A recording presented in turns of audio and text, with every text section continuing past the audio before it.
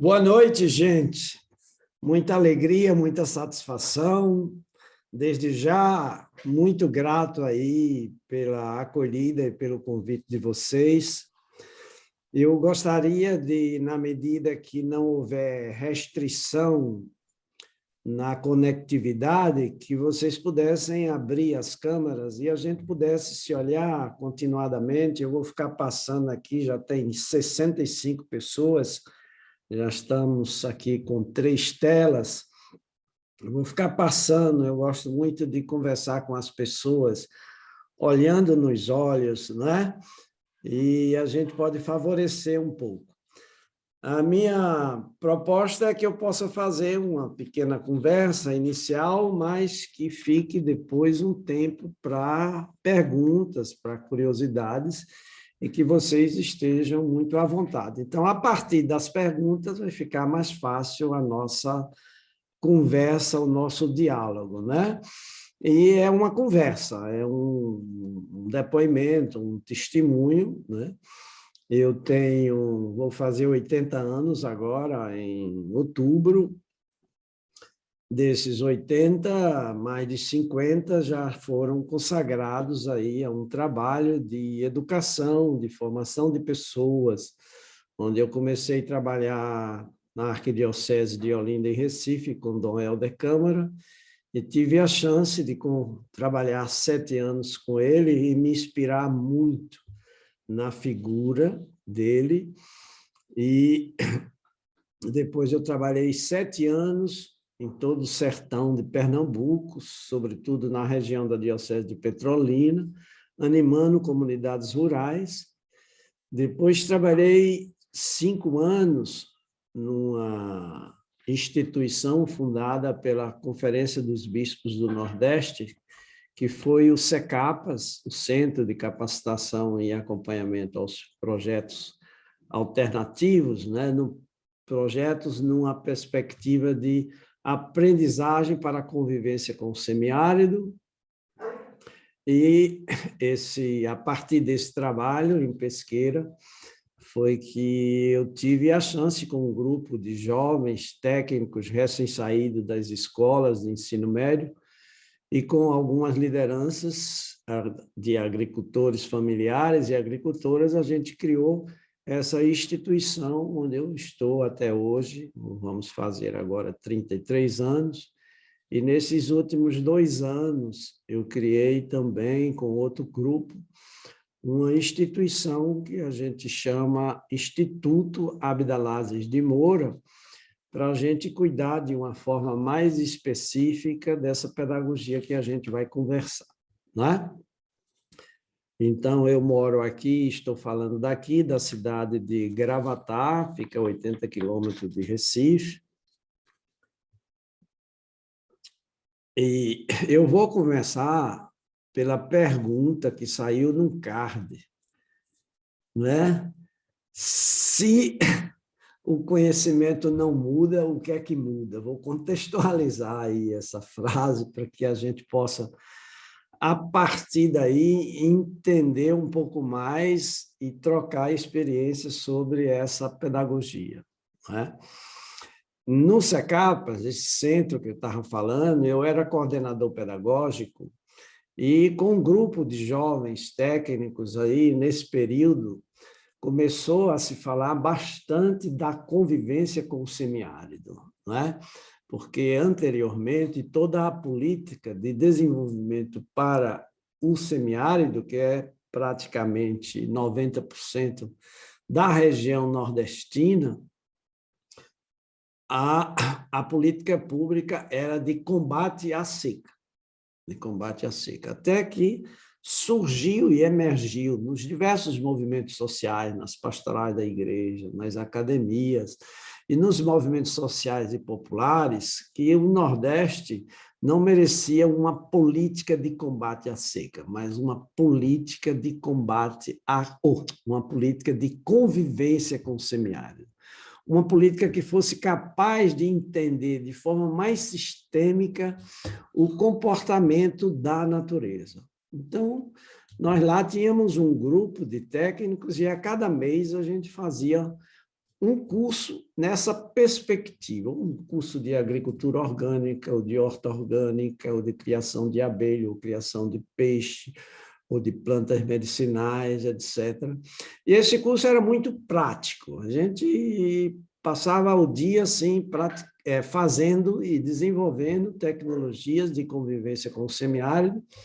E na sexta-feira a gente fazia uma avaliação e o pessoal saía com aquele entusiasmo que dava a entender que segunda-feira eles já estavam fazendo mudança nas propriedades, estavam fazendo mudança no consumo da vida, etc. E tal. E a gente, esse centro era para 4 estados do Nordeste, né? Alagoas, Pernambuco, Paraíba e Rio Grande do Norte. E a gente não tinha nem condições, né? Dinheiro, nem tempo, para estar depois verificando as experiências concretas. A gente recebia informação pelos colegas que chegavam no mês seguinte ou as equipes que existiam nas dioceses. E assim a gente passou 2 anos naquela alegria, naquele entusiasmo, achando que estávamos arrasando, né? Que estávamos bombando e tal. É quando aparece a possibilidade de a gente ter um veículo e de a gente poder fazer visita às pessoas que passaram pelo curso. E aí, uma grande frustração. Aquilo que a gente imaginava que estava sendo colocado em prática, que aqui e acolá as pessoas escreviam, etc. e tal, quando era colocado em prática, no ano seguinte já diminuía. É evidente que tinha exceções, né? Então, diante disso, a gente começou a se perguntar: espera aí, gente, esse negócio, essa formação, esses conhecimentos, essas tecnologias, afinal de contas, que a gente está fazendo, a gente sonhava e desejava e conseguiu recursos para fazer, achando que deveria haver mudança, impacto nas pessoas, na forma de trabalhar, na forma de produzir, e alcançar pessoas que iam deixar de usar veneno, agrotóxicos, produtos químicos na lavoura, deixar de queimar o mato, plantar em curva de nível, aproveitar, fazer composto do lixo, etc. E a gente não está vendo. Então, a gente começou a estudar a literatura de assistência técnica e extensão rural, que a Emater e a Embrater fazia desde 1948, e a gente foi percebendo que, por maiores que fossem os esforços e as iniciativas, e por melhores que fossem as didáticas usadas, as mudanças não aconteciam a contento. E aí, essa perguntinha que ficou no card. Se essa formação, se esses conhecimentos não mudam, o que é que muda? E para a gente fazer o que a gente queria fazer, tinha que fazer mudança. Porque todo diagnóstico da realidade, do subdesenvolvimento, da nossa história, da agricultura, das relações nossas com a natureza, eram situações indesejadas, que exigiam mudança de cabeça.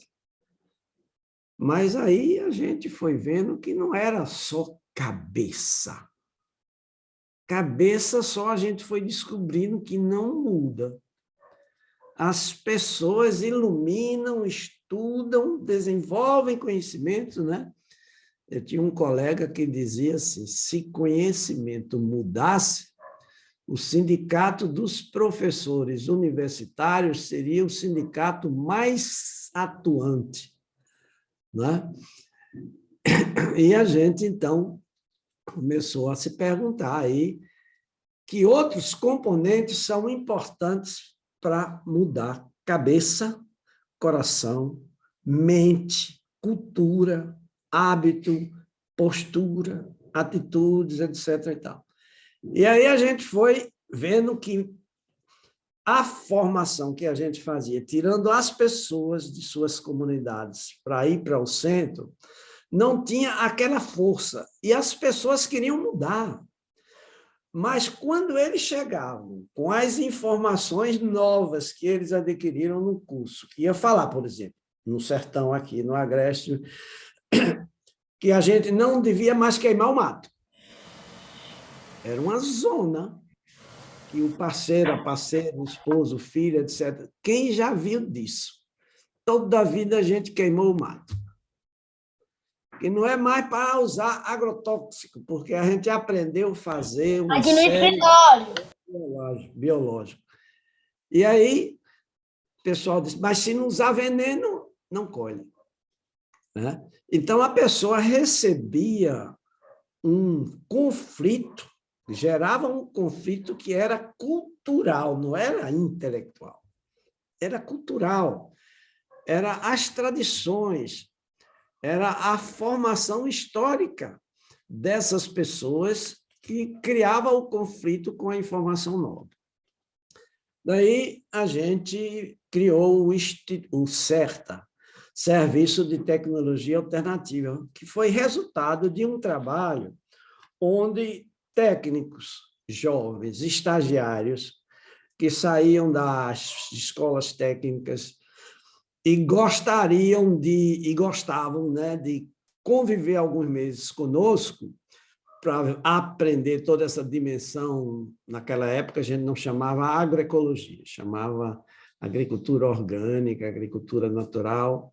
Eles ficavam um período conosco para passar 2 meses só. Então a gente conseguiu a possibilidade de, se eles quisessem passar 2 meses de mais prática na casa de um agricultor, eles iriam lá conviver, né? Fizemos toda a mobilização, e 12 técnicos foram fazer isso, com alguns técnicos também que já eram da Emater. Passaram esses 2 meses, fomos fazer o balanço e ninguém queria terminar o projeto, queria continuar. Quem acolheu o técnico queria deixar que ele fosse embora. E eles também gostaram tanto que não queriam ir embora, se sentiram tão úteis, tão amados, tão queridos, que queriam ficar mais um tempinho. Então, tá bom. Não vai ter recurso, não vai ter projeto, etc. E tal. Passou-se um ano, aí a gente vai reunir a turma para dar um balanço e ver como vai ficar. A mesma coisa, 61 agricultores e agricultoras, 31 técnicos, a gente vai continuar. Ok, beleza. Mas e agora? A gente vai continuar de que jeito, né? Estava previsto a finalização do SECAPAS em dezembro de 89. E, para isso, então, se criou o CERTA, que foi, fundamentalmente, esse trabalho dos mutirões. E novas dimensões começaram a surgir nesse trabalho. Os técnicos, convivendo muito de perto, fazendo os mutirões com os agricultores, eles escutavam um lamento muito generalizado dos pais se queixando de que os filhos que eles tinham não estavam mais querendo dar continuidade à propriedade e pressionavam para eles venderem as propriedades. Isso foi naquela época que a inflação ficou parecida com a de hoje, mas pior ainda, né? O pessoal vendia as terras e vendia as propriedades para botar dinheiro na poupança, né? E aí achava que o que a poupança lucrava dava melhor do que a produção. E nessa história, esses jovens técnicos eram jovens de 18 a 24 anos. O mais velho tinha 24 anos. Eles começaram a se angustiar por conta do trabalho e a gente começou a refletir o que era que estava por trás desse pedido que as famílias, os filhos estavam fazendo para seus pais venderem as propriedades.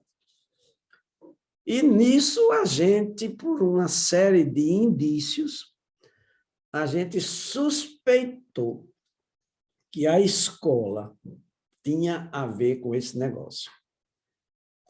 Até então, todo o meu trabalho, da minha equipe, né, era um trabalho que não tinha relação com a escola formal. Só tinha relação com a educação popular. Nas escolas, a gente só fazia aqui e acolá algumas reuniões nas comunidades, mas era a reunião do pessoal que vinha para a sala da escola, mas nunca para um contato. E aí começamos a nos perguntar, né? Na Paraíba, em Pernambuco, em Alagoas, junto às comunidades que a gente tinha convivência,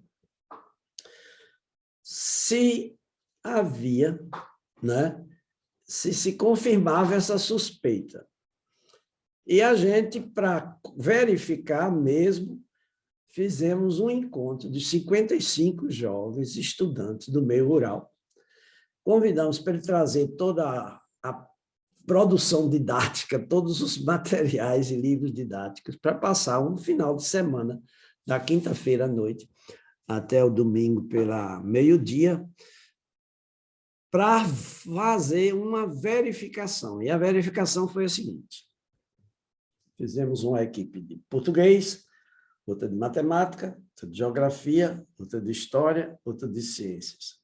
Era verificar qual era a ligação que existia entre o livro didático e as disciplinas que eles estudavam e a vida deles, a vida da família deles, o trabalho deles e o território deles. E aí foi serviço. Foi serviço e frustração. Porque viram que não tinha nada. Até mesmo estudante do curso técnico de agropecuária não via essa relação. Até estudantes universitários de pedagogia não via essa relação. E aí, nessa discussão, quando foi para terminar o encontro, se teve alguns encaminhamentos, e nesse encaminhamento tinha 9 dessas pessoas que estavam como professores substitutas em suas comunidades. E nos pediram para que a gente pudesse ajudá-las a fazer essa ponte que os livros não estavam fazendo. E a gente, sem entender bem do assunto, caiu na besteira de se comprometer, de aceitar esse desafio. Que quando a gente foi ver, esse desafio ultrapassava muito as nossas possibilidades. Mas, mesmo assim, né, a gente topou e fomos para a luta. Mas aí a gente pensava que se chegasse na escola, oferecesse um texto, oferecesse uma questão de matemática a partir da realidade deles, etc. e tal, e isso já era suficiente, né? Mexer na didática, oferecer alguns elementos que a gente tinha na educação popular. Quando a gente foi chegar mais perto, a gente não tinha convivência, né? A gente percebeu que o buraco era mais embaixo, que a escola era um sistema, que a gente não podia chegar a tomar uma iniciativa dessa, porque quando a professora efetiva chegasse, ia acabar com tudo que a substituta iniciasse, e recebemos várias advertências. Mas, mesmo assim, a gente começou a investigar e a gente percebeu que o problema não era de natureza só didática. Preste atenção a isso. Isso é muito importante para a nossa história. Viu, Rodrigo? Estou lhe vendo aí, muito feliz de ter você aqui no meio dessa turma. A natureza do problema era filosófica. Né? Qual era a concepção que a escola passava para um garoto e uma garota do campo? E aí a gente encontrou as histórias, né? Da professora chegar junto do menino, dizer assim, meu filho, estude, estude para valer, senão você vai ficar feito seu pai, feito seu avô, no cabo da enxada. Chegava junto de uma menina, mocinha, adolescente, minha filha, você é tão linda, tão bonita, vivendo nessas brenhas, se você quiser ser gente mesmo, cuide de estudar. E a gente fazia muitos debates e procuramos ver qual era a concepção que a escola passava do campo.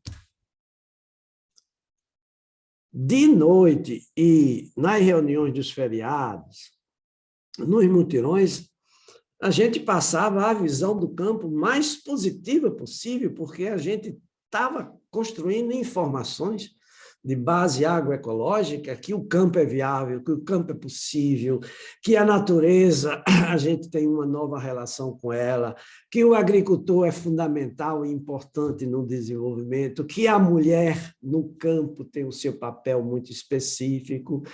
E, quando era de dia, a escola dizendo que o campo é lugar do atraso, que o campo é o lugar do subdesenvolvimento, que o campo é lugar da pobreza, etc. e tal. Então, como é que ficava em casa essa relação? E dentro disso, a gente começou a se perguntar, mais ou menos, aí a gente repetiu a pergunta, Daniela, se essa escola é desse jeito, existiria a possibilidade de ser diferente? E a gente, então, começou a se entender e se compreender mais como educador e educadora populares. Porque como era que a escola ia conversar? No meio de vocês aí tem gente, né, muito articulada, com muita experiência na educação. Como é que a escola ia conversar com um grupo de jovens, né, que não tinha relação, nunca foi professor, só foi aluno, não tinha experiência, não tinha curso de pedagogia. Na época, por sinal, nenhum desses jovens tinha curso universitário ainda, só eu, que era o mais velho. Como era que a gente ia conversar com a escola? A escola iria querer ouvir a gente, e aí a gente entendeu-se que, bom, vamos conversar de educador para educador, de educadora para educadora. Vamos nos apresentar para a escola e dizer o seguinte, olha, vocês querem conversar conosco? Vamos trocar umas ideias? A gente também tem experiência de educação no campo. E a gente está conseguindo mudanças extraordinárias na vida das pessoas. A gente está desenvolvendo um currículo de conhecimentos assim que são impactantes na vida das pessoas. Olha, no nosso trabalho a gente usa tanta comunicação, tantas didáticas. A gente tem um currículo que é tão flexível e a gente parte para as ações, as pessoas se mudam, as pessoas se convertem, as pessoas se articulam, as pessoas se solidarizam, as pessoas começam a descobrir o valor da terra, as pessoas começam a descobrir o valor do sindicato. E olha só, viu? A gente faz isso nas piores condições. A gente faz isso com pouco tempo. A gente faz isso sem recurso financeiro. A gente faz isso sem um reconhecimento oficial. E você, na escola, gente, tem reconhecimento oficial, tem financiamento, tem legitimidade. Se um dia qualquer criança deixa de ir para a escola, a vizinha, a comadre já vai perguntar, teu menino não foi para a escola hoje, não? Né? Mas se a turma faltasse para o mutirão, faltasse para a reunião, se o educador, o animador lá, não fosse um sujeito atento, nem dava fé. nem sentia a ausência. E os vizinhos e os compadres, esses que nem estavam aí. Então, a gente começou a fazer uma valorização maior da escola sobre as possibilidades e as condições que ela tem, né? A capilaridade que ela tem de estar em todos os espaços, né? A escola é aquela raiz que na planta capta, de fato, os alimentos lá embaixo, e aquelas raízes maiores, elas não captam, elas transmitem, elas carregam, né? Então, a capilaridade da educação escolar é um fenômeno que teria, que infelizmente, quem está nas raízes mais profundas não percebe isso. Então, começamos a valorizar a experiência da escola e valorizar a nossa experiência e convidar para um papo. Mas esse papo que era informal, né, a gente queria institucionalizar, a gente queria chegar em secretarias. Mas quem ia nos ouvir? A equipe do Unicef de Recife teve conhecimento das nossas ideias e se propôs, ele, convidar professores e secretarias de 4 municípios para nos escutar por um momento, por uma manhã. Fez um convite e lá a gente fez a primeira apresentação do que a gente estava imaginando. A gente levou um grupo de jovens e lá eles fizeram uma dramatização sobre o período de verão e o período de seca. E a gente fez um debate com as professoras, quais eram as diferenças que elas percebiam. E aí a gente mostrava que na escola não tinha nem inverno nem verão, era tudo igual. E que a escola não discutia a vida, e a escola podia estar aí nas cidades de vocês, e podia estar nos municípios, era o mesmo currículo, era a mesma coisa. Não tinha enraizamento, era um outro mundo. Quando a criança, adolescente, tomava um banho para ir para a escola, é como se ele saísse da realidade para mergulhar num outro mundo, né? A gente fala hoje do mundo virtual, né? O mundo escolar era um outro mundo, uma outra realidade, sem conexão nenhuma e tal.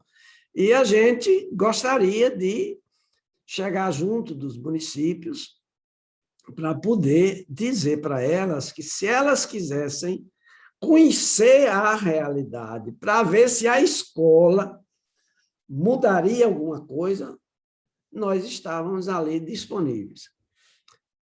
Por coincidência, um secretário desses municípios estudou comigo no seminário.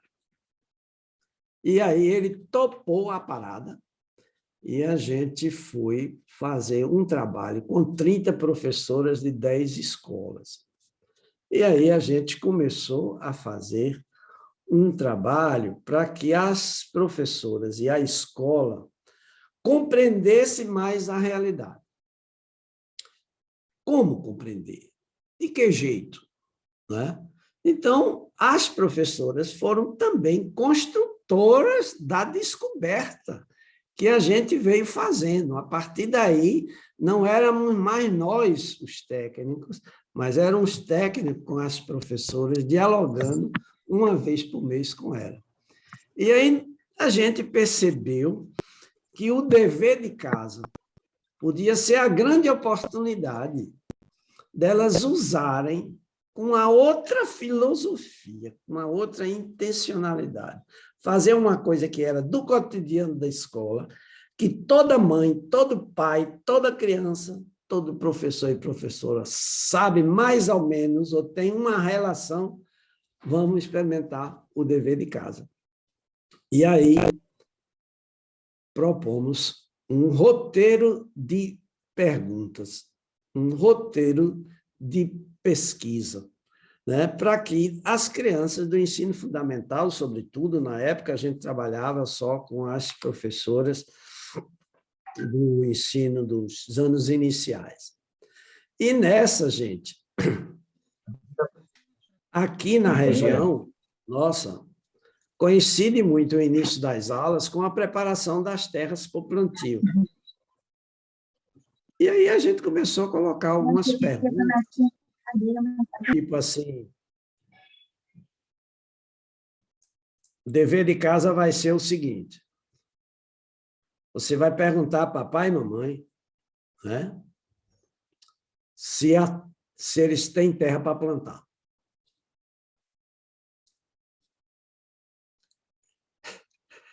Não manda pergunta de opinião, não. Manda pergunta simples, que papai e mamãe, sendo analfabeto ou analfabeta, possa ajudar a criança a verificar mais o seu ambiente, o seu cotidiano. Aí o menino ia levar uma resposta extremamente simples. Tem e não tem. Aí a professora, mas e aí?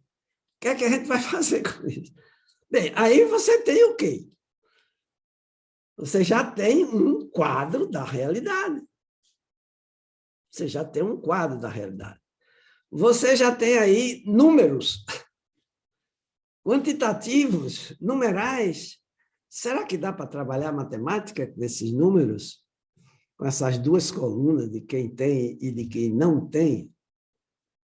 Aí a gente começava a estimular e a provocar a descoberta dos elementos das disciplinas que poderiam ser desdobrados a partir de respostas e de perguntas dessa natureza. Então, a gente já começava a trabalhar com elas de que a intencionalidade do dever de casa não seria mais aquele dever que o menino e a menina traz, a professora dá um visto, a mãe ou o pai acompanha, o pai e a mãe analfabeto nem olha, etc. e tal, mas seria o início de um processo de construção de conhecimento. Aquela pergunta, então, teria de ser recolhida em sala de aula. E não individualmente, no caderno que a professora passa do menino, mas ou em grupo, né, ou no conjunto da sala de aula, a professora iria formar um quadro com os dados das respostas. Dá para trabalhar português com essa resposta? E a gente colocava para as professoras. O que é que dá? Né? Dá para fazer um debate? Vamos botar a meninada para conversar sobre isso? Quem tem terra, quem não tem terra. E olha que saía cada coisa que, se fosse fora da classe, a turma até se assustava. E aí fomos nessa evolução. E a seguinte, próximo dever de casa. Não mandem muitas perguntas de uma vez. Vamos mandar uma, duas, devagarzinho e tal. Na sua casa, já tem semente para plantar?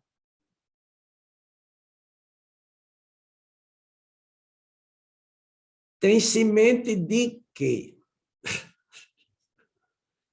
Qual a quantidade de semente? Duas perguntinhas, três perguntinhas, que o menino ia se sentir obrigado a se sentar com o papai, com a mamãe, com o avô, com o tio, para perguntar: mamãe, a escola quer saber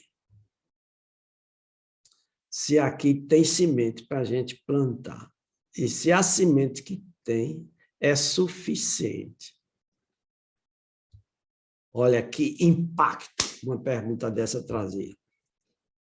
A mãe, oxe, o que a escola quer saber disso? Olha, o que a escola quer saber disso? Então, essa escola mudou. Essa escola está pirada. Essa escola agora está perguntando pelo cotidiano. Essa escola está perguntando por coisas da vida da gente. Essa escola está se interessando pela gente. Essa escola está meio maluca, né? Então, quando a gente se desenvolveu mais, viu que para fazer essas pesquisas era preciso primeiro fazer uma reunião com os pais e as mães para explicar direito, porque aqui e acolá elas poderiam estranhar, porque é estranho mesmo. Escola antes não tinha nada a ver, o menino fazia seu dever, estudava, tinha seus conhecimentos, e agora não, agora chegou, além do menino pesquisar, o pai e a mãe vai, eita, eu nem comprei, eita, eu nem tenho dinheiro para comprar, eita, que a gente tem não vai dar. Aí começa a colocar a escola, começa a levar uma informação provocativa, onde a família já vai gerar para ela e para dentro da escola um conhecimento novo. E fazer o quê? Aí é a mesma coisa, a gente ia perguntando. Dá para trabalhar a geografia? Dá para trabalhar a história? Dá para trabalhar a ciência com a semente? Dá para trabalhar ciências sociais com quem tem e com não tem semente? E os testes, né, foram evoluindo, etc. E tal. E tá bom. Vamos começar, vamos fazer essas iniciativas e tal, mas nessa história, nesse processo, aconteceu de se perguntarem o que é que a gente vai fazer depois? E como é que fica o currículo? E como é que fica a avaliação? Olha, a professora já super pressionada por N exigências que vêm de cima, lá de Brasília, direto para o Estado para o município, município para a escola, onde a professora não tem tempo nem de respirar, de criar, porque já está tudo programado, é só apertar e clicar o botão e reproduzir o conhecimento lá de cima. Como é que a professora vai ter tempo para introduzir uma experiência dessa natureza?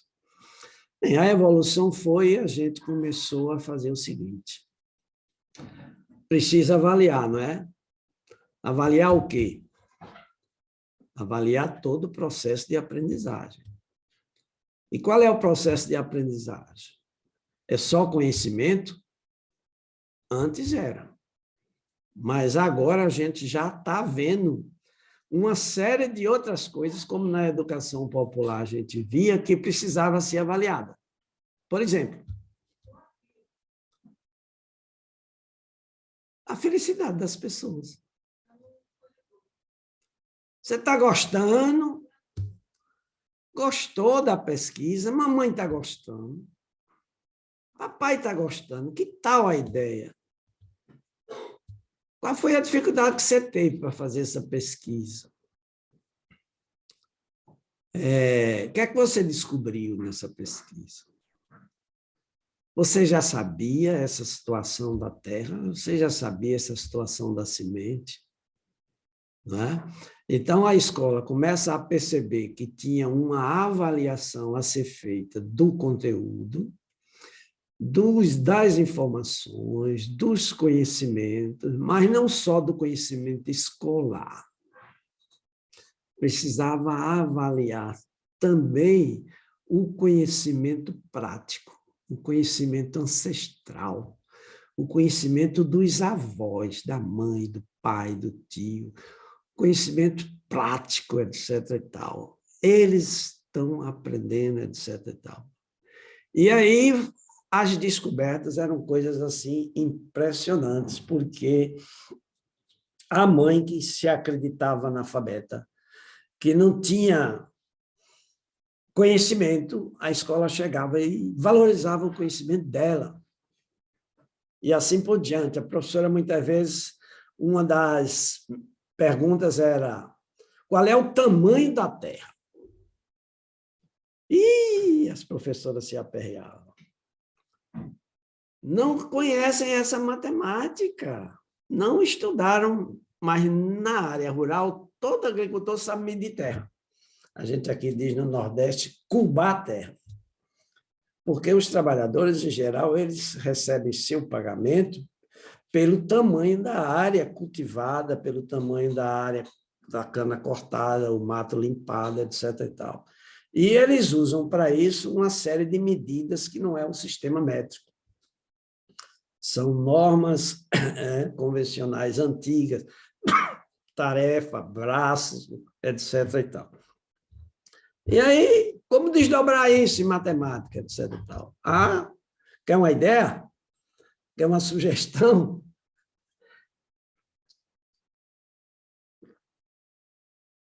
Vai lá, identifica um pai, um avô, um tio que é analfabeto.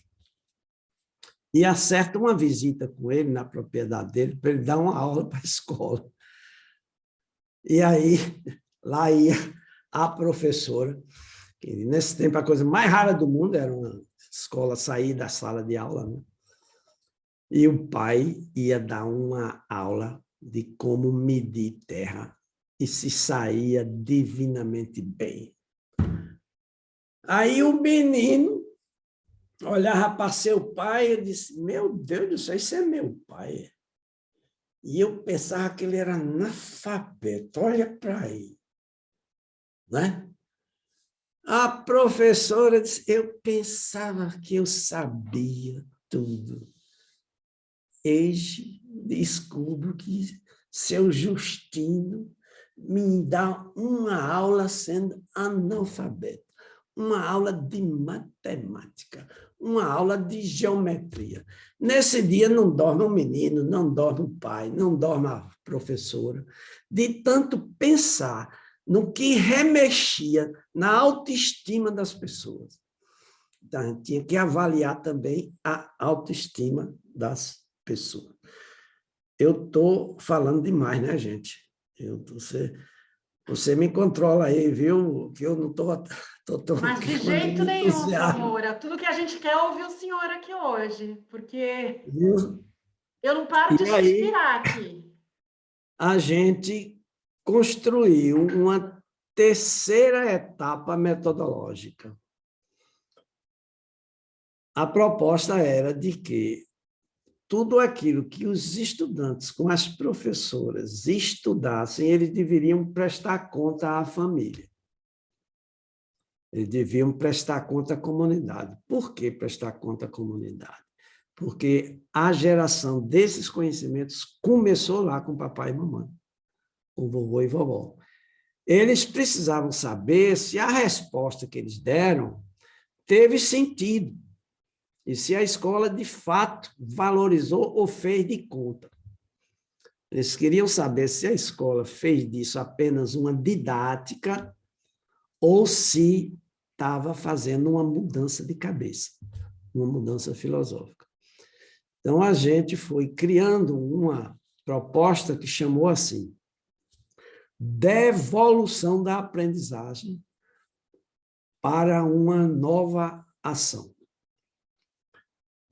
Então, a escola fazia toda uma mobilização, botava a meninada para escrever os convites, porque havia uma resistência, uma conversa que os pais não iam para a escola, né?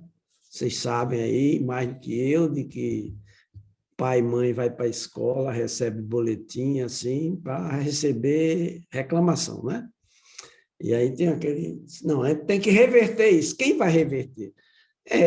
As crianças, são os alunos, são os estudantes. Bota a turma para escrever e vão aprender a escrever um convite. Olha aí, exercício de português, exercício de escrita.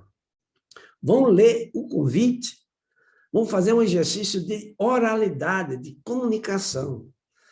Papai, mamãe, olha, aqui é a escola, tal dia, vai fazer uma reunião assim, que quer saber de como é que aquelas perguntas que a gente fez, trouxe aqui, o que é que aquilo deu, em que deu aquilo. Então, nesse dia, olha, você não pode faltar, né? Aí depois a professora refaz, manda a turma fazer um lembrete Olha, lá vai o português. Um lembrete quando estiver mais perto. Olha, tal dia, tal.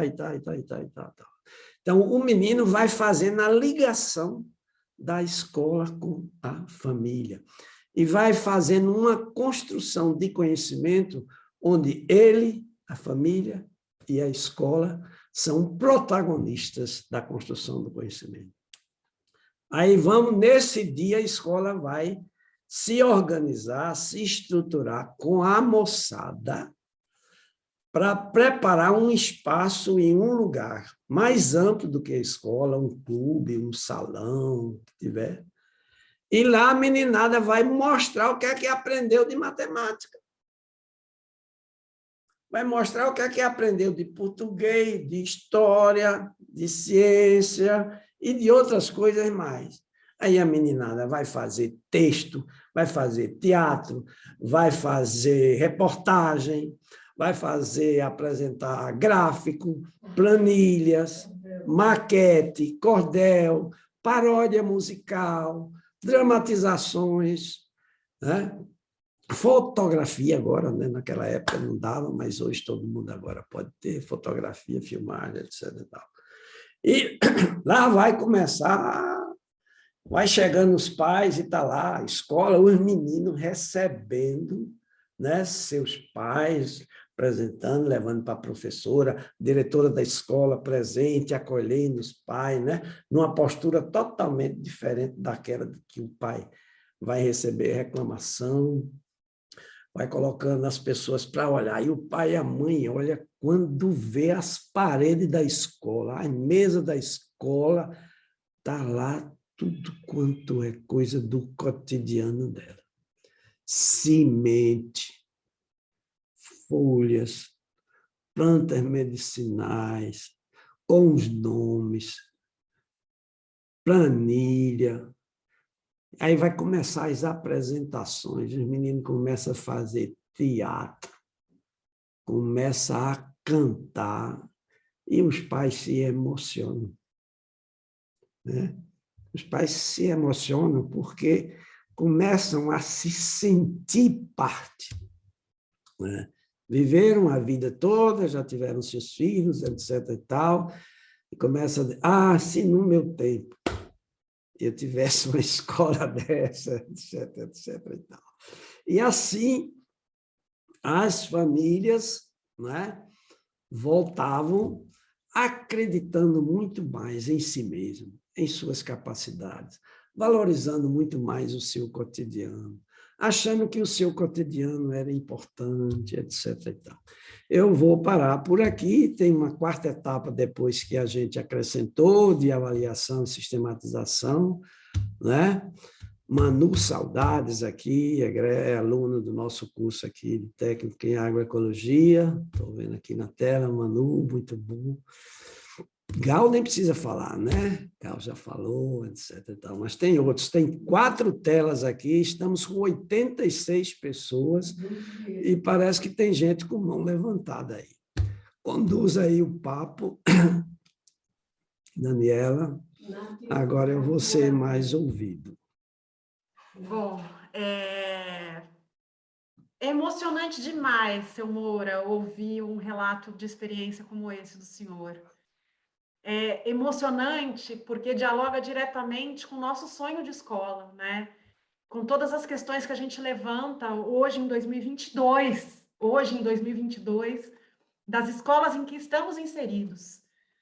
Então, eu percebo que o senhor é um pioneiro dentro desse processo no Brasil, um pioneirismo que, com certeza, tem colhido frutos, mas de uma luta, de um movimento que ele ainda é legítimo de ser feito e ser construído, né? Numa escola tão colonizada como a nossa, uma escola tão colonizada, sem brasilidade, né? É uma coisa que a gente grita, sem a personalidade do Brasil enquanto região, enquanto nação. Algumas falas que o senhor me trouxe aqui, que ficaram na minha cabeça, né? A escola não tem verão e nem inverno, e, de fato, a gente tem uma regionalidade gigantesca, e muitas escolas vão trabalhar as coisas sem conexão e nexo nenhum, né? de um programa feito, aquele livro didático que o senhor disse, né? Que não faz sentido para a vida daquelas crianças, que não faz sentido para a realidade sociocultural que eles estão inseridos, muitas vezes, né? Mas uma das coisas que mais me chamou a atenção é avaliar a felicidade das pessoas, né? Quer dizer, que escola linda que possa ter a felicidade como um indicador a ser analisado, a ser cultivado, né? Enfim, foram muitas as inspirações que vieram para mim. O convite que eu faço agora para esse grupo de educadores e educadoras que estão aqui é que a gente abra os nossos microfones e traga vamos aproveitar o seu Moura, que faz parte de uma geração, seu Moura, me permita dizer aí, de pessoas que transformaram o Brasil, né? A gente tem agora as pessoas com 80 anos, a gente vem descobrir que Chico, Caetano, Gil, seu Moura, estão todos nessa faixa etária dos 80, né? Que são pessoas que nos inspiram, e não estou falando do campo da educação, estou falando do campo da música também, de tudo, né? Mas que são pessoas que começaram tantos movimentos, né? Então, a minha provocação para esse grupo é aproveitem a presença do seu Moura aqui e vão dialogar, vão trazer questões relevantes que possam ser importantes. O primeiro que levantou a mão aqui foi o Marcos Adriano, que é professor da Pedagogia para a Liberdade, que é diretor de uma escola municipal em Juiz de Fora e que faz uma transformação no meio que ele está inserido. Então, passo a palavra para Marcos Adriano e convido e provoco todos que aqui estão, eu sei que tem muita gente boa aqui, a se juntarem a gente nessa roda de conversa nesse momento. Marcos, a palavra é sua. Um minutinho só, que eu estou com um problema aqui no meu áudio. Está me ouvindo? Perfeitamente. Estou me ouvindo. Boa noite, Abdar. Não sei se eu pronunciei o nome, mas assim... Mas, enfim... É difícil demais, Marcos. Eu estou maravilhado com esse... Agora, professor Moura, eu estou maravilhado com a sua fala, assim, e muito, muito tocado mesmo, assim, a gente tem vivido questões bem complexas, assim, nesse retorno pós-pandemia nas escolas, né? Uma escola de periferias, escolas de... discute até o que é periferia hoje em dia, né? Mas, enfim, eu coloquei até no chat, mas o que eu vou falar, o que eu vou perguntar, né, problematizar, parece que é chover no molhado. E a sua fala vem muito ao encontro de uma angústia que a gente vem tendo em relação aos professores e professoras, como é que a gente sensibiliza o grupo de professores e professoras acadêmicos, que inclusive às vezes colocam para a gente assim num encontro, numa reunião. Mas eu tenho conhecimento acadêmico desse aluno, dessa aluna para desenvolver. E aí, no entanto, a gente está com uma série de outras questões acontecendo com os alunos e com as alunas, e com a comunidade escolar, né? E embora a minha pergunta talvez extrapole um pouco a questão da terra, mas é porque a sua fala trouxe isso para a gente, quer dizer, como é que a gente sensibiliza, como que a gente faz esse processo de sensibilização para que a gente consiga enxergar o outro, assim, beleza. O aluno e a aluna como o outro a ser partilhado. A gente poderia, né? escutar mais algumas, ou depoimentos, ou comentários, ou perguntas, fazer um bloco? Pode ser assim, Daniela? Beleza. Adriano, entendida aí tua pergunta, daqui a pouco a gente entra nela. E também, veja, aqui temos vários colegas também que são educadores, né? Estou vendo aqui Lourdes, Germano, Eliane, Ivone, temos também aqui Cristian Lex, da Recasa, da Rede de Educadores do Agreste Sertão de Alagoas, e também o Iraildo, Lourdes, Giz, Eliane, tem aqui alguns estudantes, e tem uns nomes que são parecidos, eu não sei se são os nossos ou se são os da faculdade aí, que poderão também responder, tá bom? Beleza. Eu vou passar, então, para o... Pode falar, seu Moura. A Jéssica está com a mão levantada, vamos lá. Tem Jéssica e tem Rafael. Na sequência aqui, primeiro Rafael, depois Jéssica. Estou seguindo a ordem aqui. Vamos lá. Boa noite. Testando o áudio aí, me ouvem? Perfeitamente, Rafa. Primeiro, pedir licença para entrar na roda, depois agradecer a inspiração do professor Moura. Enfim, não vou enrolar mais não, porque senão fica aqui muito... né? Mas eu vou direto à pergunta. Eu queria fazer uma introdução, mas eu vou direto à pergunta, professor.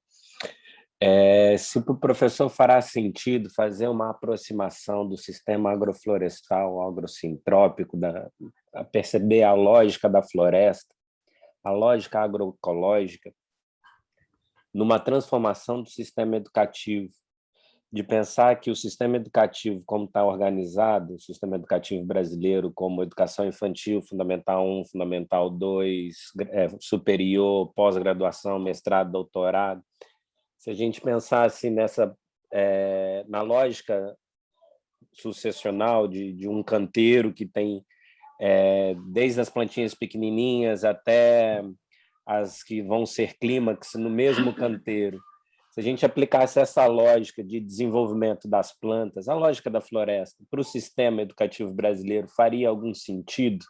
Teríamos um campo aí de transformação nas relações entre educadores, adultos, crianças e natureza de forma sistêmica. Não vou nem entrar, acho que a pergunta do Marcos também me contempla muitíssimo.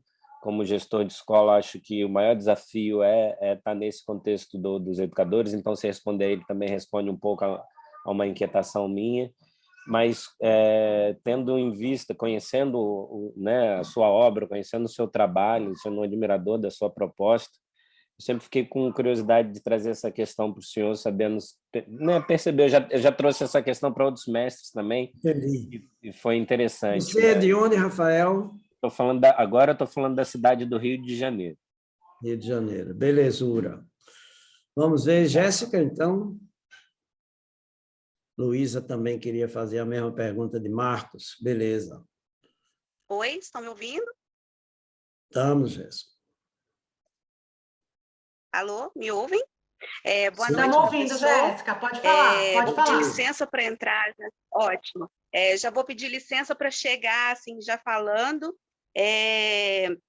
Eu queria, na verdade, compartilhar, porque quando o primeiro colega trouxe, né, essa inquietação com relação à forma como o professor vê, né, a história é um pouquinho nesse caminho. Eu sou mãe de uma criança de 5 anos que viveu 2 anos, né, de pandemia dentro de casa, vamos dizer, pouco mais de, talvez um pouco menos do que a metade da vida dele, mas assim, dentro de casa, só comigo, e nós tivemos inúmeros problemas no volta às aulas, ao ponto de perceber que faltava uma acolhida, né, com esse momento, com essa criança tão pequena, que ainda não entende, né, qual é o seu lugar no mundo, e precisa de um direcionamento.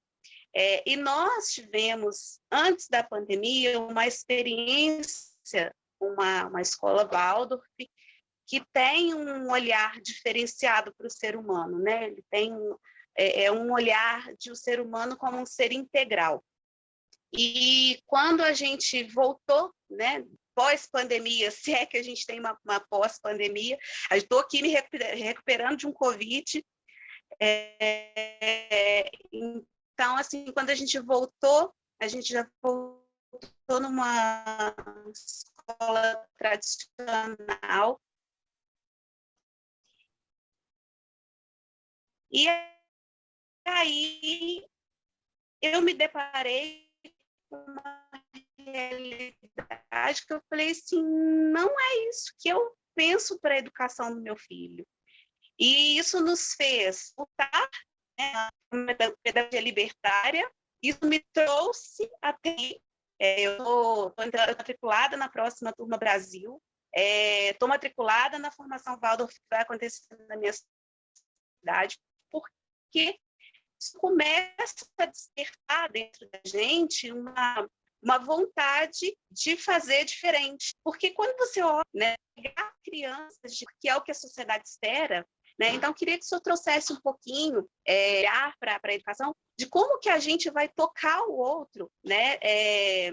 O outro profissional da educação que não está tendo essa oportunidade, ou que talvez é porque está lá no conservadorismo, ou que é porque talvez ele precise de 2, 3 empregos para manter a casa dele, né?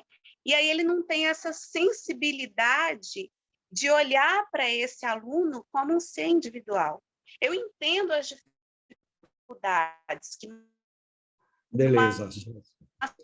Apesar do corte aí da internet, eu estou percebendo. Crianças, vai ser difícil. Travou um pouquinho mais. Né? Cortou? Não, cortou, mas eu acho que a gente entendeu a essência da sua pergunta. Ótimo. É isso. Obrigada. Eu acho que a gente conseguiu entender a essência. Assim. Deu umas cortadas, mas acho que o seu Moura captou, né, seu Moura? Captei, já temos 4 questões, já dá para a gente dar sequência. Tem mais uma aqui no chat, mas eu deixo para depois, então. É a da Paulinha, né? Isso. Então, somos aqui Marcos, Adriana, Rafael, Jéssica e Paulinha. Isso. Veja lá, começando pelo Adriano, pelo Marcos, né? Que também outras pessoas gostariam de saber como é que a gente sensibiliza educadores e educadoras hoje tão desmotivados, né? É isso? Tão desmotivado dentro dessa lógica de que funcionam os sistemas educativos oficiais de hoje. Dentro dessa lógica, nós temos aqueles professores que ainda têm mais motivos para se desmotivar, né? E entre esses, a gente topou exatamente com um professor rural, aí a professora rural, que muitas vezes estava na área rural porque não votou no candidato que foi eleito, né? Então, ia para uma área rural como se fosse um castigo, que muitas vezes também estava na área rural porque se dizia ou se pensava ou se comportava como se a escola rural fosse uma escolinha de segunda categoria, uma escolinha que não é muito exigente, uma escolinha que qualquer coisa que você der é suficiente, etc., etc., não é? Então, já encontramos professores e professoras nesse nível. Só que essa proposta não traz a autoestima só da criança e da mãe. Essa proposta levanta a autoestima, sobretudo, da educadora, do educador, da gestora e do gestor escolar, porque a gente começou a dizer o quanto é que ela era importante, o quanto ela como professora do campo, né? Então, a gente trazia a importância do campo, a importância do conhecimento, a importância das crenças e dos valores e a importância dessas professoras. E começava a valorizar, a acreditar, a dar crédito à fala, à experiência, à prática dela, e a ponto dela se sentir também construtora de uma pedagogia dessa natureza e estar ali como protagonista, não como um objeto da capacitação e da formação que a secretaria convidou fulano de tal, né? Nada disso. Então, deram sinais assim muito evidentes, porque muitas delas também eram mães, como Jéssica, né? Eram mães e também eram pesquisadas sobre aquelas realidades. E eu vi o testemunho de uma, que hoje é inclusive a secretária municipal de educação, ela dizer: professora, e a senhora vai plantar o quê? Está perguntando se a gente vai plantar. E a senhora vai plantar o quê? Né? E aí ela se tocou que também ela era agricultora, o marido era agricultor, e que ela estava também nesse processo. Quer dizer, elas se acreditavam professoras de segunda categoria. E quando a gente começa a falar dessas coisas, há vontade, então, de viajar, de se encontrar, de pesquisar, de estudar. Normalmente, as professoras que entram nessa proposta, aderem a essa proposta, se não tinha graduação, vai logo atrás. Se tem graduação, vai logo atrás de especialização. E assim sucessivamente, né? Outro elemento fundamental, como a grande maioria professoras, e na nossa região aqui, a gente sabe que professoras tiveram chance de se formar, mas os maridos não tiveram chance de se formar. E em casa, mantinham as mesmas relações machistas dos espaços onde vivem e das famílias que herdaram. E aí elas começam a se descobrir também como mulheres. Começam a se preocupar com a sua identidade. Inclusive, tivemos até alguns casos meio esquisitos, mas foram muito mulheres que se separaram, porque entraram na proposta, porque se descobriram, e se descobriram que eram subalternas, se descobriram que eram submissas, se descobriram que não tinha voz, descobriram que sustentava macho. Né? Então, tivemos coisas dessa natureza. A proposta... Foi muito comum a gente escutar essas palavras dessa natureza. Isso, Moura, isso não é uma proposta só para a escola, não. Isso é uma proposta de vida. Eu mudei minha vida. Eu mudei minha maneira de ser. Entendeu? Então, eu acho que não é fácil, diante do nível de desmobilização e de desmotivação, mas começa por aí. As próprias colegas dando o depoimento e o testemunho do que elas passaram a falar disso, né? Nós temos aqui professoras que usam, elas poderem dar depois o depoimento dela, né? Cristian Lex, se você puder falar. Então, é isso, Marcos. Uma proposta pedagógica, outra coisa assim que a gente diz é o seguinte, veja só, nós podemos ser mal amados por marido, por mulher, por parceiro, por parceira, por filho, por colega. Isso não vai ter tanto problema na educação.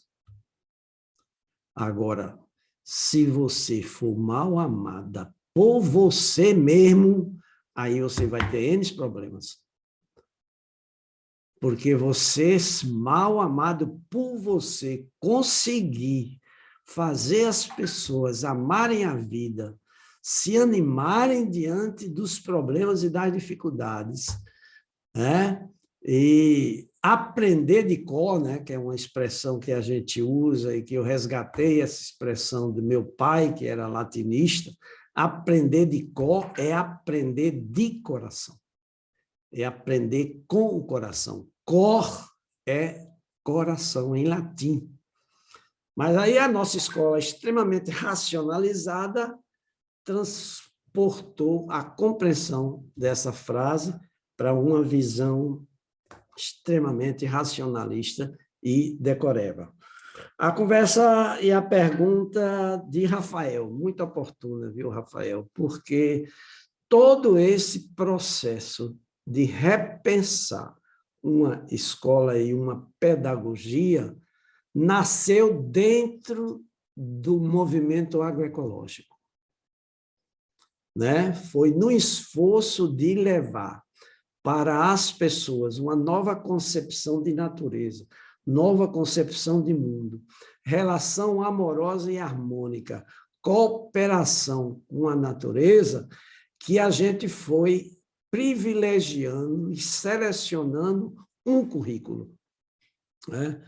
Então, nossos educadores, nossos colegas, eu coordeno um curso técnico de agroecologia do CERTA, e os nossos colegas todos trabalham exatamente nessa dimensão, e aonde a gente ensina, a gente recebe muitas escolas, muitos professores e professoras, para complementar essa informação que a gente passa. Então, a gente descobriu, né, fazendo esse trabalho, que não dava para fazer mudança da agroecologia, nem mudança da agricultura, se não mudasse a educação. Daí é toda essa... E, Jéssica, eu não entendi tudo, Jéssica, você vai confirmar se eu entendi. Você falou do seu filho, né, de 5 anos, durante esse processo de pandemia, etc. e tal. Eu vivi isso aqui com meus netos. Descobri 1000 coisas com meus netos de 5 e 6 anos que não puderam estar na escola durante a pandemia. A pandemia, para mim, foi o período que eu mais escrevi, que eu mais refleti, que eu mais aprendi sobre educação. E aí eu fiz um texto nesse período, porque até então a gente não tinha esse fenômeno. Escrevi um texto sobre as opções que as escolas teriam com a pandemia, ou de se reinventar, ou de querer forçar as formas convencionais. E aí a gente dava a proposta de que a escola, em vez de ir atrás da criança e da família, para levar dever, conteúdo, para as crianças em plena pandemia responder aquilo, a escola aproveitasse um momento e fosse visitar, e fosse atrás da criança para conhecer a vida dela, para conhecer a experiência. Isso desde a mãe, do pai, que ficasse num apartamento, a área rural. E aí foram descobertas extraordinárias, espetaculares, assim, porque, né, no caso do município que Gal visitou e viu, né, essas escolas infantis lá. Primeira pesquisa da pandemia, que é a escola de Vicência, que é essa grande referência, que hoje é um município onde dá creche ao ensino fundamental final. IEJA adota a PEADS, né? As crianças, primeira tarefa, pesquisar os brinquedos que papai e mamãe brincava e fazia quando era criança. Olha só, isso provocou uma relação completamente diferente na família, porque os pais, doidos para, às vezes, quererem conversar com seus filhos sobre os brinquedos do seu tempo, né? A internet, os brinquedos de hoje, eletrônicos, não criam tempo, não permitem tempo. E a escola, então, proporcionou que as crianças fossem escutar seus pais sobre os brinquedos. Quais eram os brinquedos que eles sabiam fazer? A tarefa, não só para a criança, tarefa para o pai. Em vez dele ensinar um conteúdo que a escola levasse, ele ia ensinar o seu conteúdo, o seu conhecimento sobre os brinquedos. Tarefa para as crianças, brincar com papai e mamãe. Isso foram 15 ou mais, né, roteiros de pesquisa desenvolvidos durante. E aí, o que é que se disse? Né? O nível de aprendizagem. Essas famílias passaram a se sentir solidárias, passaram a apoiar-se uns aos outros com os celulares que tinham. Não tinha computador, não, era na base do celular. Começou a copiar as tarefas e conversar sobre as tarefas. Aí você começou a ver pais felizes com o período da pandemia, porque fazia muito tempo que não brincava com seus filhos. Começaram a brincar. E por aí lá vai, a história. Mas o fato é, no curso técnico, por exemplo, o curso que a gente coordena é de 18 meses, chegou aos 10 meses, a gente não pôde mais dar aula. E a gente tinha estudantes em 4 estados. O que fazer? Aí aqui e acolá cobravam da gente conteúdos. E os conteúdos, professor, quando é que a gente vai ter agora e tal, e tal. Alguns professores também se perguntando, mas eu não dei ainda isso, aquilo, outro. Gente, por amor de Deus, vocês querem conteúdo maior do que essa realidade que a gente está vivendo. Vamos estudar essa realidade. Os agricultores estão aí, coincidiu com o bom inverno. Muitos agricultores, muitas famílias, o pessoal voltou, né, desempregado, para conviver em casa com seus pais. Vamos fazer disso nosso objeto de investigação, de construção do conhecimento. Vamos apelar para a turma ler, escrever, desafiar-se na sua própria experiência. Então, a gente formou o pessoal no restante dos anos do curso nessa perspectiva. Está dando para perceber a diferença aí, Jéssica? Não é? Paulinha, deixa eu ver se eu entendi. Vamos lá, sua pergunta lá em cima de novo. Deixa eu ver o que ela queria aqui. Ela se refere aos materiais produzidos pela escola, os materiais didáticos, os livros. Como sugere, já feito. Não, como é que é a construção desse material? Não, essa não foi minha pergunta. Veja só. Essa é a próxima. Não? Ah, então, peraí. Então, eu perdi aqui. Quer falar, Paulinha? Fale, pessoal. Fala, Paula, fala. Ai, tá bom. Boa noite.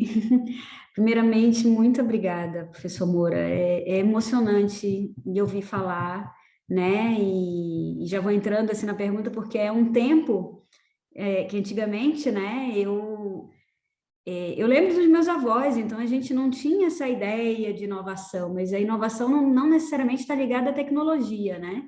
É tudo mesmo o fazer de forma mais lúdica e que a gente, né, tenha mais vontade de aprender.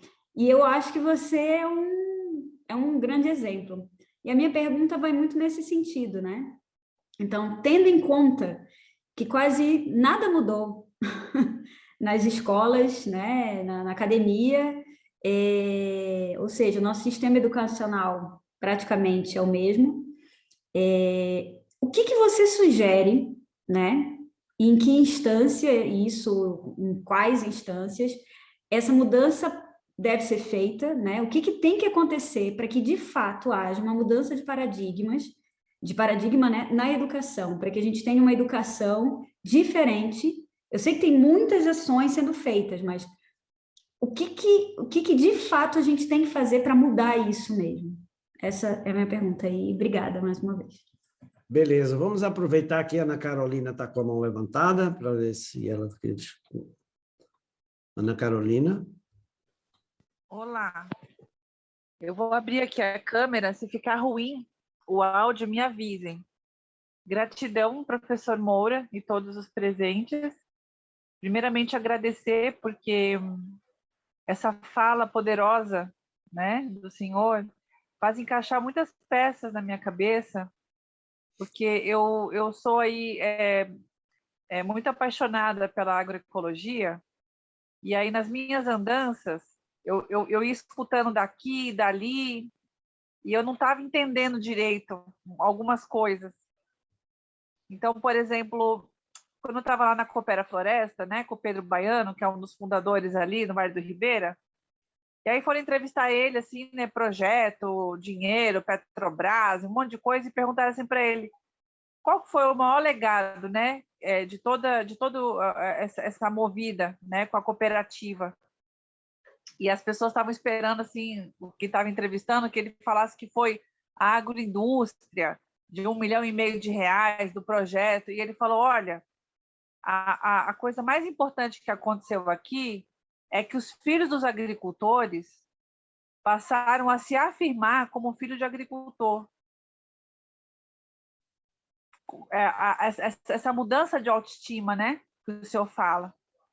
Começaram a ir para o centro da cidade com a camisetinha de que eles eram agrofloresteiros, de que eles eram, né, assumir, porque antes era todo um esforço para esconder essa origem, né? E impressionante como que ninguém estava percebendo que a base de tudo aquilo que estava acontecendo era a educação. E de como que a transformação, né, daqueles jovens parou um processo doloroso de perder esses jovens, para a cidade. Porque foi a partir desse momento que as famílias puderam permanecer com esses jovens e começaram a ir para a escola Ibero-Americana de Agroecologia e voltar, e de não querer simplesmente abandonar o lugar, mas de construir uma outra relação de território, da educação como território, e o território como educação. Então, assim, maravilhoso isso que o senhor traz.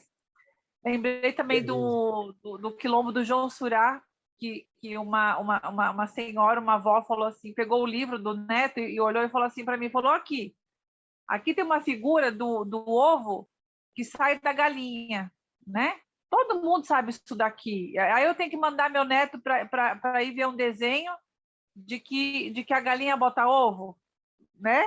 É para isso que eles estão indo tão longe. Né? Aqui devia ter o quê? Por quanto que ele consegue vender essa galinha, né? É isso que a gente precisa saber. Exatamente, Ana. Vou começar por tua conversa, depois eu entro aí na de Paulinha. Então, escutei várias histórias. Como que a gente adequa esses materiais que são muito rasos, né? Essas apostilas que vêm contra... como que está essa formulação de materiais próprios para a educação do campo? Beleza. Vê só, eu escutei histórias de professoras, as mais diversas. Assim, por exemplo, a professora contou que quando ela dava aula sem apeados, que ela encontrava um aluno na estrada carregando um burro, uma carga d'água, uma carga de capim, tangendo um boi. O menino ia se esconder para que ela não visse ele fazendo aquele trabalho. E quando ela começou a usar essa proposta, ela percebeu uma diferença radical. Quando tinha a chance, né, o menino aí é que ele ia para frente assim, e ele tomava a iniciativa. Professora, como quem dissesse, olha aqui minha identidade. Né? Então, um dos elementos fundamentais também do resultado da PEAD é a valorização e a construção da identidade da criança e do adolescente no seu território. Isso é na cidade, isso é na periferia, isso é na favela, isso é no campo. Né? Esse elemento é fundamental, porque era isso que era roubado. Né? A escola, em troca de ensinar o código escrito, roubava essa identidade. Fazia a criança do campo se sentir o matuto, o brocoió, o envergonhado, e assim sucessivamente. Né? E essa questão do material didático, a gente sempre encontrou essa demanda de material didático, né? E era comum as professoras quererem que a gente fizesse, tipo, um caderno, uma cartilha, etc. E tal. Nós sempre resistimos a essa ideia porque a gente estava querendo exatamente puxar a criatividade da iniciativa das próprias professoras e das experiências que são únicas em cada sala, em cada turma, que não dá assim para se repetir, etc. E tal. Só depois de bastante experiência, né, a gente escreveu livros que eu vou falar. Mas a gente constrói o que a gente chama uma ficha pedagógica. Uma ficha pedagógica que é um roteirinho dessas perguntas que as professoras fazem dentro de um tema gerador, que pode ser de um bimestre, ou pode ser de um semestre. Então, a escola vê lá um tema gerador, a violência urbana, por exemplo, a cheia agora aqui em Pernambuco, né? A saúde, qualquer que seja o tema gerador. E nessa ficha pedagógica, a gente, então, sugere várias perguntas que, de acordo com o nível infantil, fundamental 1 ou 2, as escolas escolhem, selecionam, e algumas dicas, só algumas dicas, de como é que as professoras podem, em sala de aula, desdobrar os conteúdos disciplinares, né? E algumas dicas sobre essa terceira etapa, de como fazer essa devolução. E a quarta etapa, que não deu tempo para falar, da sistematização e da avaliação. E em relação a esses materiais da formação de professores, educadores, educadoras, eu tenho uma série de textos, tenho algumas publicações, tenho 2 livros, e eu vi alguém aqui no chat colocando o nosso site, o site do Instituto, onde vocês podem ir lá. E Vou colocar nesse aqui de site, novo, ó, pessoal. tem, eu posso dizer, 70% da nossa produção, e está sendo distribuído de forma temática. Então, são vários temas, por exemplo, concepções filosóficas da educação. Aí você vai lá e encontra textos, 22 textos sobre concepções filosóficas. E são textos didáticos.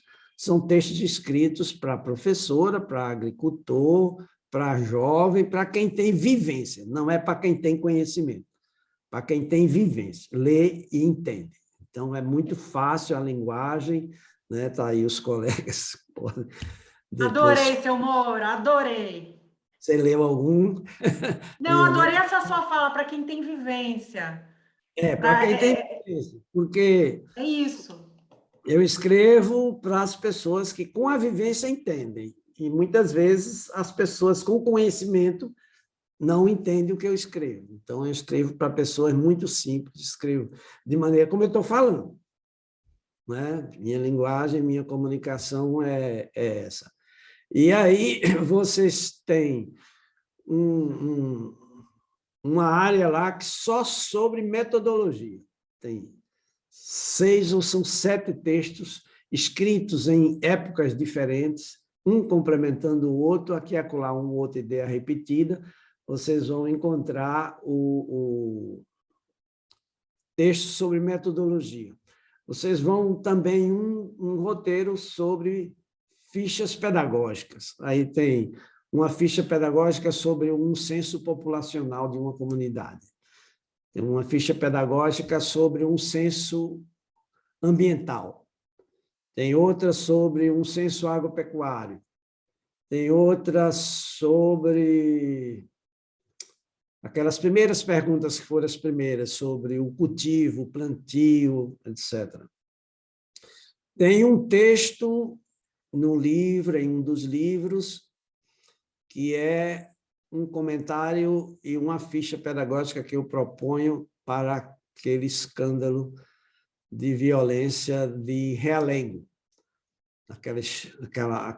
Aquela morte lá dos adolescentes, eu passei 2 dias, depois de uma semana intensa de trabalho, eu pude acompanhar e só vi o pessoal falando das medidas contra a violência. E era aumentar a segurança, botar grade, botar câmera, botar vigilante, etc, etc. E não vi uma só autoridade falar do currículo, de pesquisar a violência, de qual é a violência, de quanto é que são atingidas as pessoas sob a violência, de depois trabalhar português, matemática, geografia, história e ciências a partir dos resultados de uma pesquisa sobre violência, violência do tráfego, violência do trânsito, violência doméstica, violência simbólica, etc, etc. E tal, né? Tudo isso tem registro, tudo isso tem documento e tal. Então, outro texto é sobre a história dessa pedagogia. Tem lá os primeiros textos, as primeiras oficinas, né? E na medida que vocês quiserem se interessar. E atualmente, Giza, nossa estudante também do curso técnico, colaboradora do Instituto, ela está falando de que nós estamos produzindo um curso de 15 horas aulas e 6 horas de interação. Estamos na 9ª aula e estamos com umas 300 pessoas, em médias, inscritas do Brasil. É uma aula por semana. E se depender aí da reação, do interesse, é possível que a gente, enquanto instituto, a gente gostaria de novamente insistir e proporcionar uma oportunidade para mais gente conhecer, né? E vamos aí ao que a nossa Paulina, afinal de contas, é possível essas coisas, essas realidades, né? Manu Saudade está com a mão levantada, mas não perdeu o raciocínio, Manu. Só emendando com o senhor aqui, também tem uma pergunta da Luísa. Ela pediu para eu fazer aqui para o senhor emendar, né? Assim, vou ler o texto que ela fez no chat, ela me lembrou aqui, que ficou um pouco para trás. Faço cor à pergunta do professor Marcos Adriano, acrescentando o desafio da escola e dos professores, que tem o Enem como alvo da educação, como a justificativa de que um diploma superior pode proporcionar ascensão. Então, só para a gente trazer esse paradoxo, né, da preparação para o curso superior e talvez não para a vida, né? Acho que é isso que Luísa Luísa quer dizer. Enfim. Então, antes que eu esqueça, viu, Manu? Essa Luísa, que fez a pergunta sobre o Enem, tem um filme muito interessante, é Escolarizando o Mundo. Não sei se vocês todos já tiveram a chance de assistir. Lá tem muitas considerações muito parecidas com a situação do Enem, que é outro tabu que a gente tem que quebrar em cada escola que chega, porque a gente vai discutir a vida e vai discutir projetos de vida, projeto de sociedade, projeto de pessoa, e o Enem e o vestibular não pode ser projeto para todos e para todas, né? Mas isso é também toda uma dinâmica e toda uma vivência. Manu, fale e eu faço a resposta para Paulinha. Paulinha não, para Jéssica. Para Paulinha, para Paulinha. Boa noite, Paulinha. Vocês me escutam? Sim, perfeitamente. Eu vou deixar minha câmera fechada porque minha internet está travando muito. E, na verdade, era mais para compartilhar, né? Eu falo aqui de Recife, sou estudante do CERTA e também sou estudante, assim como o Rafa e outros colegas daqui, do curso de especialização, Educação Sistêmica, né? Pela Pedagogia para a Liberdade. E quando compartilharam lá no grupo da pós que Moura ia estar hoje conosco, eu fiquei super feliz, né? Me senti recebendo em casa, né? Uma pessoa tão próxima da gente. E assim, eu estava justamente no início da fala dele lembrando de um dos primeiros textos que a gente teve a oportunidade de aprofundar, de debater, dialogar, logo no início do curso técnico em agroecologia no CERTA, onde ele nos provocou, né? Inclusive ele citou esse texto que fala sobre o papel da arte na educação, e aí eu fiquei retomando essa memória do como isso foi muito impactante, não só para a gente, não só para mim, mas como para muitos outros colegas do curso, porque a gente, né, vinha de uma realidade, a grande maioria vinha desse lugar, né, de um sistema educacional engessado, e de repente a gente se via ali debatendo a educação de uma forma muito que perpassava muito por uma perspectiva de encantamento, de arrepiamento. Eu lembro, inclusive, que essa era uma palavra que se atravessava constantemente, né, nos nossos encontros.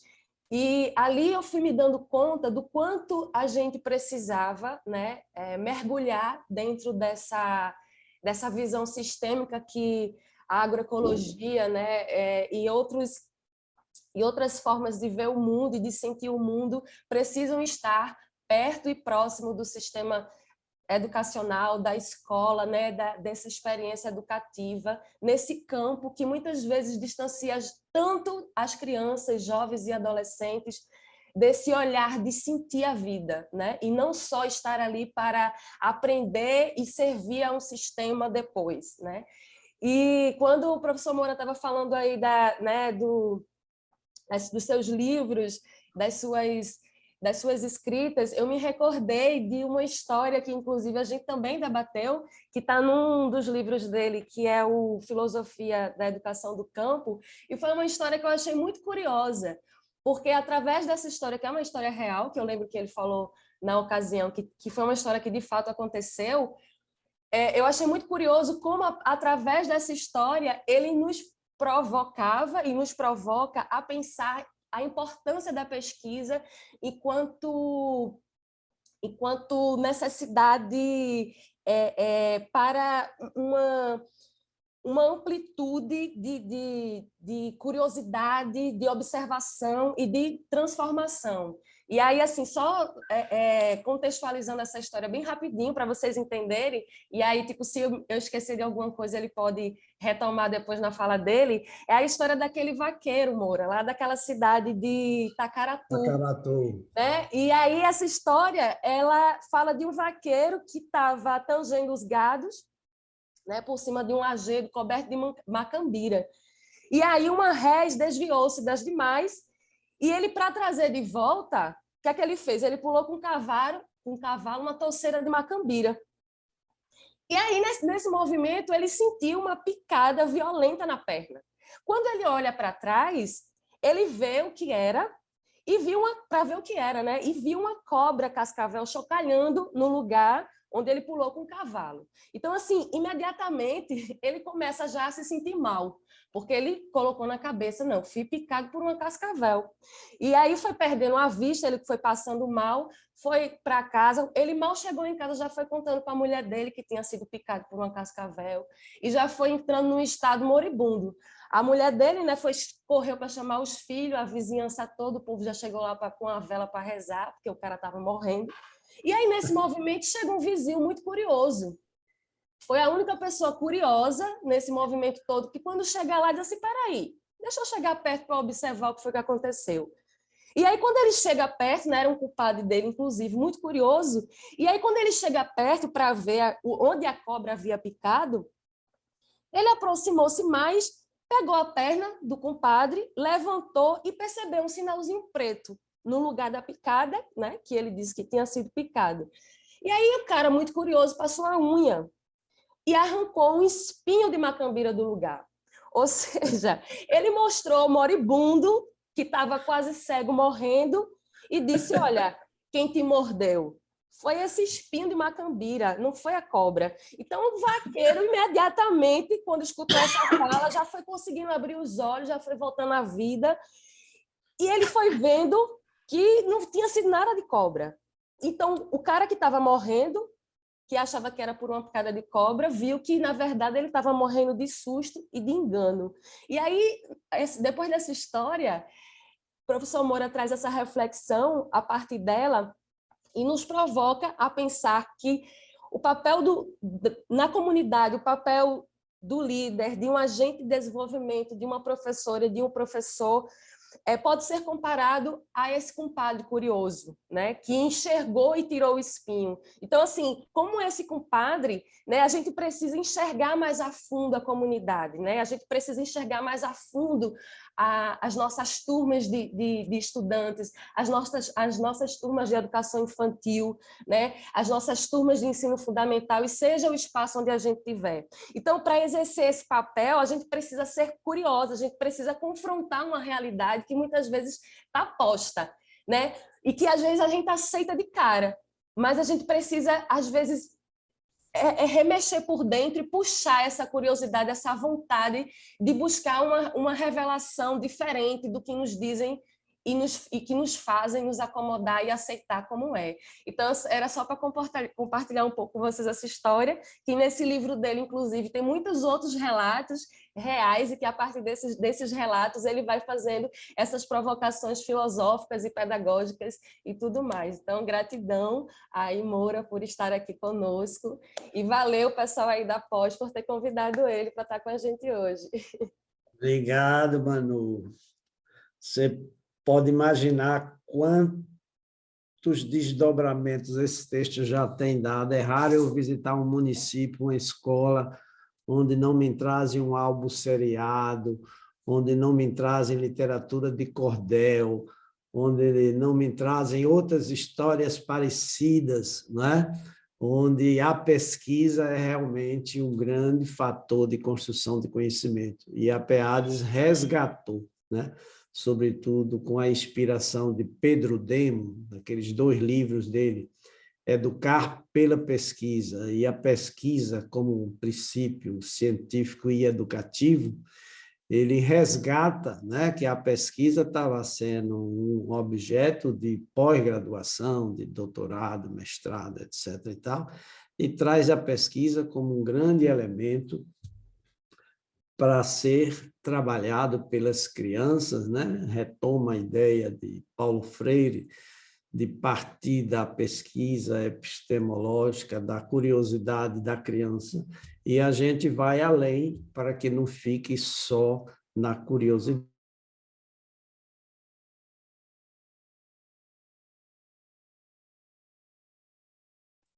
Ter uma travadinha, né?